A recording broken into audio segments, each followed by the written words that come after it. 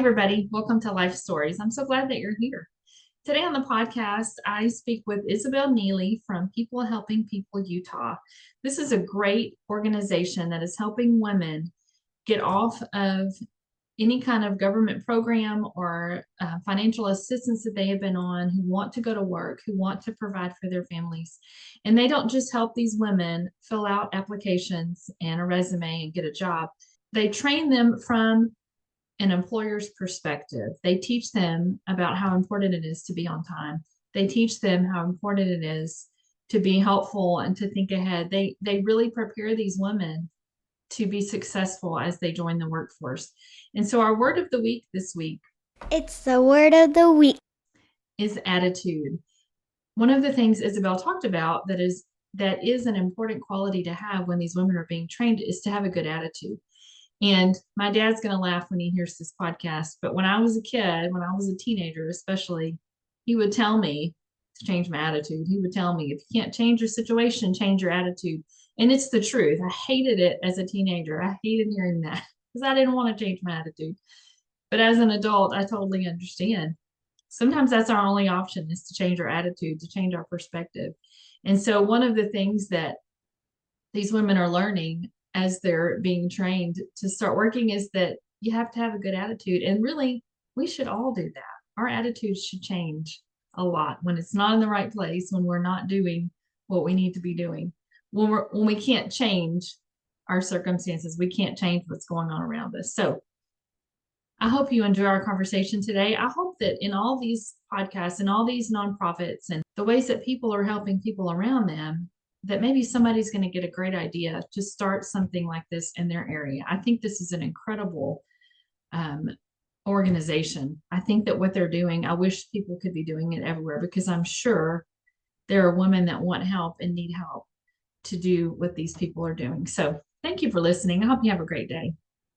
Yes. How are you? Thanks I'm for doing having me. great. Hey, thank you for talking to me. I'm so excited. Your nonprofit stood out to me, like I said, because I feel like this should be done everywhere. Y'all are helping women, and I was explaining it to my husband this morning. I said they're not just teaching women how to get a job. They're helping them get a job, but they're also teaching them how to keep a job. You know, people are not, there's like a whole generation of people that were not taught life skills. They were not taught to be respectful to others at work. Yeah. Anyway, I want you to tell me all about the nonprofit and exactly what all you do. Okay. Well, I don't know where you want me to start, but I can kind of give you like the little spiel, or like, do you want me to go into more detail on the phases of the program? Where do you want me to start? Because I could So, talk about it all day. oh, I love it. I love it. How did it even begin? Where do you know how it got started? Yes. So our founder, Kayleen, she started our program. We just hit 30 years ago. We just hit 30 years in August, and Oh, she wow. started our program because she was actually working with the Department of Workforce Services. She was starting a new program to help women get off of assistance, help them, get off of all of the assistance they were receiving from the government. That was what her Right. job was hired for.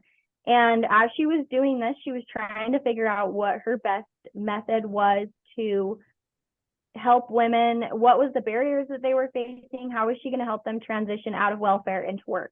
And Right. what she realized was the biggest missing piece was that women in Utah specifically were not working full time. They were not being the primary breadwinner. And like we talked about just a minute ago, they may have never seen another woman in the workforce. They've maybe never had an example of that. I don't know how much you know about Utah culture here, I but we're don't. very stay-at-home mom centric. Yeah. Lots of families here, lots of kiddos. That's always been the main demographic. So for a lot of women, especially now, especially 30 years ago, most Right. women were staying home, and we like to call them the CEO of their household, because so many skills come with being a stay-at-home mom. But they were not working. They were, maybe a husband was working, or they were receiving alimony, whatever that looked like. So she found that the biggest disconnect was that women, number one, weren't working full time, so they weren't getting those essential benefits that they needed to reach self-sufficiency. Right. And that they maybe didn't have an example of what a woman in the workplace could look like. and they didn't know how to navigate the workplace, because there's so many hidden secrets to success that if Yes. you haven't watched, maybe had an example of that, or you haven't really been in the workforce, you may not know that there's little things that you can do here and there to help you get ahead. And so she just, after going through that and having the epiphany of this is where the gap lies, she started People Helping People, and started really small. And obviously what she did worked, and we're here 30 years later now. That's amazing. I didn't realize it had gone on for that long. I guess I didn't read that part. So Yeah. tell me, women, do they come into your office to apply? Do they apply online? How do they find out about what you're doing? So we do a lot of community research, and community outreach, and we get, most of our referrals come from agency partners. So we're partnered with Okay. hundreds of other agencies all across the Wasatch Front here in Utah, and we get a lot of referrals from agencies. We also do a lot of community outreach, where we are out in the community connecting with women, because for a lot of people, they just have never heard of this program, and they don't even know where to begin. It's Right. honestly surprising that it's now 2023, and it's so hard to find the resources that you need to get ahead, and to help make those changes in your life. So we do a lot of community outreach. We get a lot of referrals from agencies, and then people self-refer as well. So if you go to our website, there's a tab called Become a Client, and you can fill out a referral form, and then they connect with us that way. Okay. And so when a woman comes in, what do you do? How do you even begin helping them? Well, we initially sit down with them, because our program is what I like to call a slow burn. We really focus on building a foundation here, so that once a woman finishes a certain phase of our program, they don't need to revert. There's going to be barriers and challenges that you face along your career journey. There's always going to be career setbacks, but we really want to develop a strong foundation, so that the women in our program, not only do they have that strong foundation, but they're able to do these things on their own and be a natural problem solver. So when they initially come to our program, a lot of people may need a job tomorrow, and we're here to help you get there. But we also have some really strict criteria that we follow, because we know that it works. Yeah. So they come to our program, and we do an program overview with them. So it's about a 45-minute presentation where we spill all the guts about what PHP is, and tell them how they can enroll, make sure it's the right fit. And then if it is the right fit, they have a one-on-one meeting with our executive director that's about an hour, and she sits down and helps them develop their career plan. So we go through what barriers they might be facing in the workforce or in their personal life, any barriers just in life in general that they're facing, connect them with our agency partners to help them overcome those barriers, and then help them put together a career plan on, as we're tackling those barriers, once those barriers are overcome, this is what this is going to look like. This is what I want to be when I grow up. These are the jobs I want to be applying for. And we really help start mapping out that piece of the program. And then they join into our one-on-one coaching with our volunteers. It's just awesome. I love it. What kind of age range of women come in? Is it a pretty wide, or is it pretty small demographic? Yeah, we have a really wide range of ages. We're starting to see, as of recently, we're having a lot younger age come in, early 20s, maybe right out of high school. So anyone over 18, any woman over 18 can enroll, and we stay with you until you retire or you don't want to be part of PHP anymore. But I would Wow. say our main demographic is usually between the ages of 45 and 65 is the general range. Really? Yeah. Wow, that's a lot older than I would think. Mm-hmm. I Yeah. don't know. That just kind of surprises me. So it's not all just women who are trying to get off of welfare, trying to get off of, or is it? I mean, is that the majority of people that you see, or it is? Um, so our criteria for our program is you have to identify as a low income woman. We Okay. don't do any income check. So as long as you consider yourself a low income woman or an underemployed woman, I mean, we have women that are married, happily married, and they're looking to make a career path, and they've been working Okay. successfully for a long time, but they still choose to come to us. And so we help women that view themselves as either underemployed or low income, but 98% of the women, because they're coming to us from agency partners or they're meeting us at a community event, for the majority, most of our women are at that poverty line. Yeah, that's kind of what stood out to me, which I didn't realize. On your website you talk about how much money it saves the community when you're able to help these women get off of welfare and become, employed and financially independent. That's why my thought was, why are we not doing this everywhere? Why does everybody not have a program like this to save money for, to go toward other things? And I know that there are people that are going to want to stay like that. They just are. They don't want to do it. But there's so many women, like the women you're helping, who don't want to be on that forever. They don't want to live like that. They want to get better, but they don't have opportunity. So I love what y'all are doing to help these people. Tell me some of the things that you do. I know there was like 4 things listed, and I'm sure there's a lot that you do, but there were 4 specific things that were listed. When you're helping them keep a job, it says that you try to help them through an employer's perspective.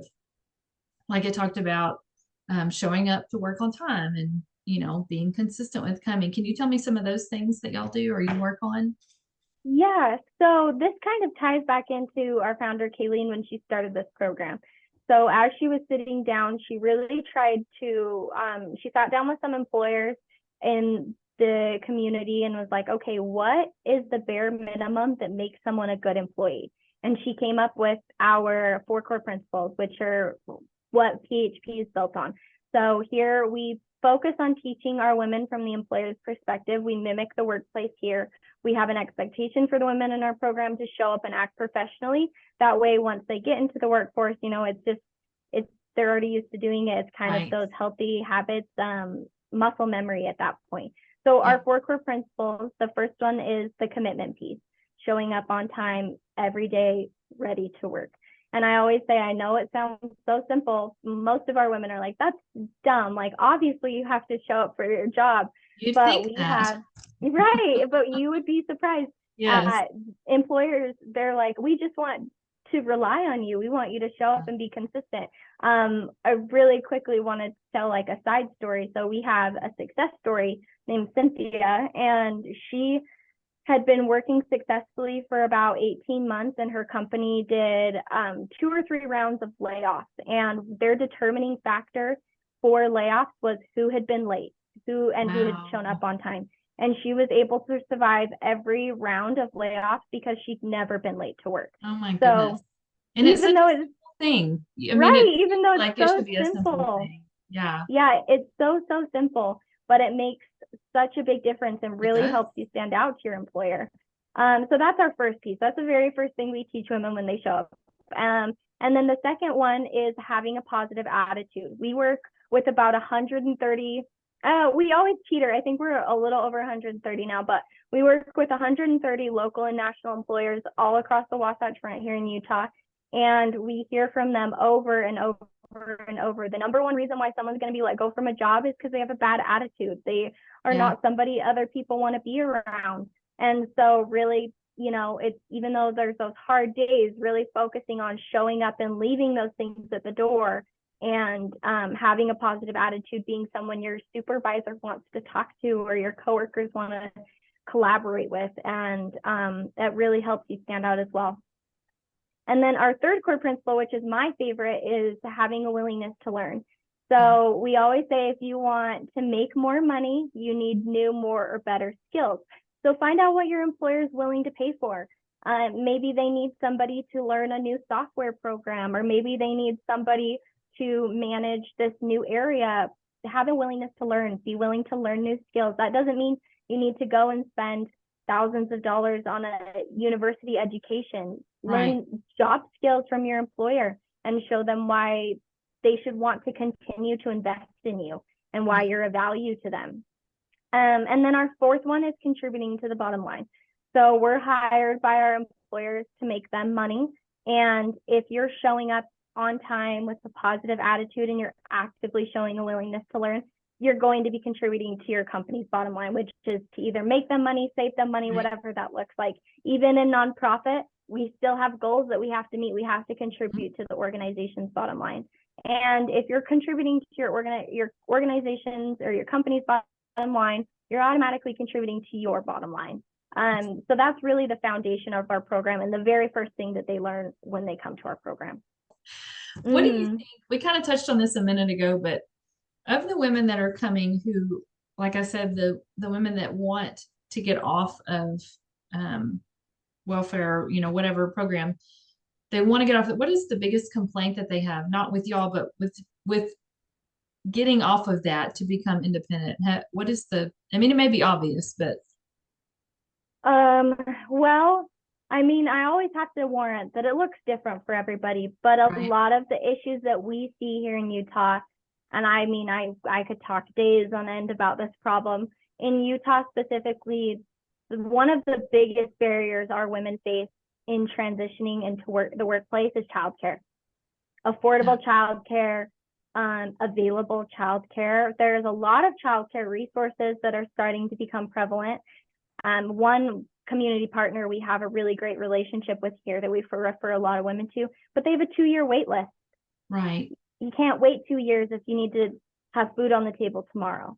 Right. And there's always this catch-22 with helping women with this childcare barrier, because a lot of programs out there will give you a childcare reimbursement voucher or right. help you get on childcare assistance, but they need to see that you've been working consistently for 2 weeks.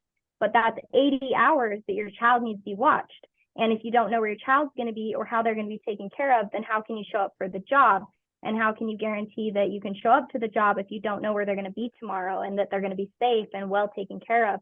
And so it's this really, really difficult problem that we're facing, and that we're just trying to make more communities aware of. That for a lot of people, they think that, oh, women don't want to work because they just want to stay home with their kids. That's not true. Yeah. Women do want to work. They want to provide value to their community and to society, and they want to contribute to their family. But they have all of these barriers because women are thought of second, that they can't get there. And childcare is the biggest one, I would say, for most women. Yeah, that surprises me. That would not have been my first thought, but I mean, it makes total sense. I have been very fortunate. I had my daughter very young. I was still in high school, and we were married early. And I am one of the weird women who wanted to be home. Thankfully, and I know I'm very fortunate that I had a support system, and I did go to school for a period of time. I never finished my degree, but I didn't want to. I wanted to be home. I wanted to. There are things that I'm able to do by not being committed to a job, um, that I can do for my family or that I can do for my church where I serve. But I also have a husband that has a great job. I know that's not always the case. He's always been a wonderful supporter. So that has allowed me to do the things that I want to do. But I know that's not always the norm. And so um, I think what y'all are doing is it's incredible. About how many women do you think y'all serve every week? So, well, on an annual scale, we work with about 1,000 women every year. They Okay. participate in a variety of different ways. I don't have the numbers that I could tell you like Oh, that's okay. weekly that are I was just participating, curious. but we have 1,000 women that we work with in some capacity every single year that are participating in either our education piece of our program or the 4 phases of our program. So since we've started, I believe we've worked with about 22,000 women Wow. in Utah. That is Yeah. amazing. Do you feel like the majority of them that come through there, they stick with the program, they stick with their job, and I know you had some incredible success stories on your website. I mean, some of those were amazing. There was a woman that owned a nursing home, like after Yes. oh my gosh, that's amazing. So you've got some wonderful stories, but do you feel like that's generally what happens? They stick with it, they stick with their jobs? It depends, because when you're in a crisis situation, you don't know where your child's next meal is coming from. You don't know where your next meal is coming from or where you're Right. going to sleep tonight. Getting a job is not the first priority, right? Right. You need to make Right. sure that you're secure, you're stable, so that you are mentally and physically able to show up for that job. Yeah. And so we have, I wish I had the numbers, but we have a lot of women that come to our program and initiate with us. However, there's obviously going to be some natural attrition.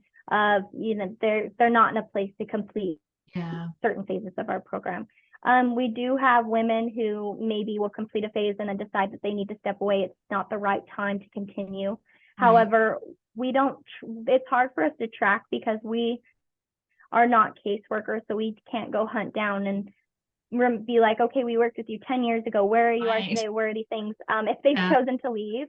Yeah. And so it's really hard for us to nail down those specific numbers. But I will say from the women that complete our program, which they're still here, they still participate because we're a long-term program. We don't let them leave until they tell us to go Right. away or they choose to retire.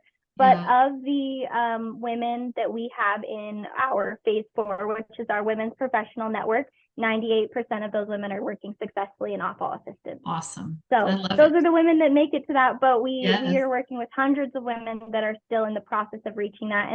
And we always say, you know, even if they just came to us and participated in an overview and they never hear from us again, at least we hope that we're planting that seed of those Oh, 4 core sure. principles, or that, you know, you can view yourself as the primary breadwinner of your household, and that you're capable of being self-sufficient. Yeah.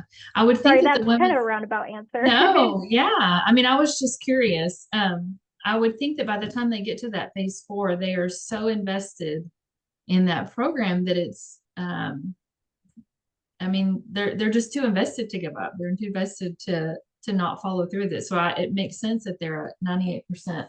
So tell me your position at People Helping People. What is your position? What do you do? So when I always say we're very small staffed here. So there's Yeah. only 5 of us right now. Wow. So really small staff, really close knit, but that allows us to have our hands in really everything. So Yeah. at this point, I've been here for a little over 2 years now. I can confidently say I've had my hands in almost every single piece of this program. Wow. So initially I've worked with, I was a program coordinator when I started working directly with phase 2. Phase 2 clients, phase 3 clients, having that one-on-one client interactions. I'm a program manager now. I've transitioned. I'm really focusing on the event piece of our program, some overall management, as well as we're hoping to expand in the next 2 years to start adding on some counties to reach more women, and give more women the opportunity to participate in our program. And so really heading that expansion. But I've had, up until very, very recently, most of my time at PHP has been spent in the client interactions, working one-on-one with the clients in the specific pieces of our program. That's awesome. What is your favorite thing? I ask this to everybody that I talk to. What is the favorite thing about what you do? Oh, that's such a good question. There's like 8 things I could tell you. You can tell me all 8. Okay, I'm gonna give you a couple of my favorite things. Okay. Like, my overarching favorite thing about this program is watching women's self-esteem change. Yeah. I was raised by a single mom, and I know that this program really would have benefited her when I was younger. Yeah. And so seeing this program touch and change lives of women is so incredible. It makes me emotional. Yeah. But my favorite thing that I get to do about my job, and favorite thing of the piece of the program that I get to actually do, is our program is virtual. So this allows women who are facing childcare barriers or transportation barriers to participate from home, and with the kiddos in the background, watching mom dedicate herself to her own success. Yes. But every 6 months, we do an award ceremony in person. And this is where we have a dinner and we do a full awards program. And I always joke with our clients that they need to bring a wagon to take home all the gifts that we give them for all the hard work that they've put in. But getting to connect with our clients face to face is so inspiring to me, to see these women that have dedicated themselves to not only this program, but to their own success and where they want to be in life, and their families and their achievements. So there's a lot of pieces in there too, but I love those award ceremonies. I always cry. I'm getting emotional right now. You can probably tell. I'm a crier, but just really getting to see the women, and not only getting to meet them face to face, but seeing them connect with one another and see that they're not alone and have that support system and build this community of women wanting to see each other continue to grow and be a support system for one another. I love it. I think that's beautiful. I think it's beautiful. So are all of the things virtual? Like all of that? It makes so much sense. I mean, since COVID, especially, it's just now it's easy to do. We had to transition during COVID. So everything prior to COVID, everything we did was pencil and paper in a binder. Women were coming into our office to do all of their coaching sessions. But when things shut down, we had to adapt really quickly, or it was either sink or swim. And so we had a really amazing team at 3 only at the time that really put this program and took it entirely virtual, and it's been so successful. There are pieces of it that we of course miss. I mean, we don't get to see clients in office very often. We do have computer labs in our 2 offices that they can come and utilize, but we don't see them in person hardly ever anymore, except we do our job fairs in person, obviously, so they can connect face to face with recruiters. We do the award ceremony, but the education piece, the phases piece is all done virtually, so that not only can we have volunteers from all across the state come and volunteer and donate their time, but so that women facing barriers, this is not another barrier that they're facing, is how they're going to get here so that they can overcome the other barriers. Yes. We're hoping that it's making it easier. And again, I love that women can, and I love that women can have their kids in the background. Yes. I think that there's a lot to being said, even if your kids are little and they're just, they're running around playing with their toys, but if they can see that mom is setting, 60 to 90 minutes aside to focus on her and put herself first for that time and her career, that it's going to rub off on kids. And we've seen that trickle down effect for a lot of our client success story women's children as well. That's awesome. So do you only see women in Utah? Like do other? We do. You do. So you must be living in Utah. Yes, I live in Utah. I mean, not you, but I mean the women that are participating, they have to be in Utah. Yes, we have some leniency. We're funded to serve women in Utah. Right now, we're funded to serve in some specific counties. So if you're familiar with Utah, all along the Wasatch Front, that's where we're funded. As we're expanding, we're looking to add in different counties to be able to reach more women. And then hopefully one day, my ideal would be that we can be statewide, and then whatever that looks like from there, who knows? Yes. But we do have several client success story women, our phase 4 women that participate in our program still, but they have moved on to different areas of the nation. We have some that live in, Texas and Idaho, and it's all over DC. But for at least the first 3 phases of our program, it's really crucial that you're in Utah. That's where our connections are, even though we have employers that are national employers. If you're facing barriers, or maybe you're facing a childcare barrier, housing barrier, our connections are here in Utah. So it's really crucial that you have to be in Utah for the first part of our program. That makes sense. It makes sense. I was just curious, and I wondered. I started looking to see if it was a nationwide program, but this is Utah. This is just Utah. So, is there anything else you want to tell me that I didn't ask you about, or I'm just really, I'm not just, I don't say this every time. I'm very impressed with this program. It just makes so much sense. And I love what y'all are doing. And like I said, I was very fortunate in my situation to have a support group and have, people to help. And my husband went through school. I stayed home. He's a physical therapist. So it was a long time of being in school. So I was raising our kids and being supportive of him. But we had family and people to help. And that's not always the case. So that's why I love what y'all are doing.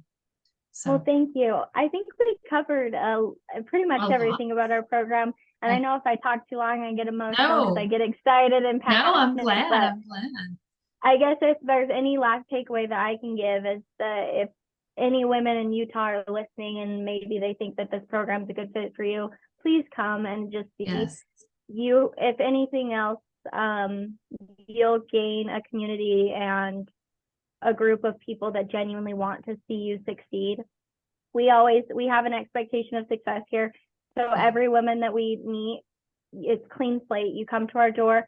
I view you as a client. There's a client success story right there. But we view you as a client success story because we know that they're capable of achieving those things. We're just the pathway and the tools to help you get there.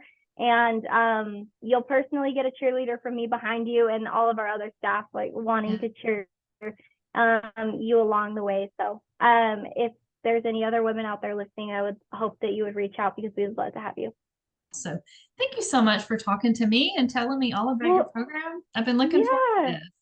I'm so excited. I love doing these things. So I was so excited when you reached out, but thank you for giving us a platform, and I'm really excited to share. When you do share, if you have a link that you could email me so I can connect it to our website and share it on our social media as well. But thank you for giving us this opportunity, and it was so nice meeting you. And I just appreciate you giving me, half an hour of your time to talk about it. Absolutely. Thank you again. I hope you have a wonderful day.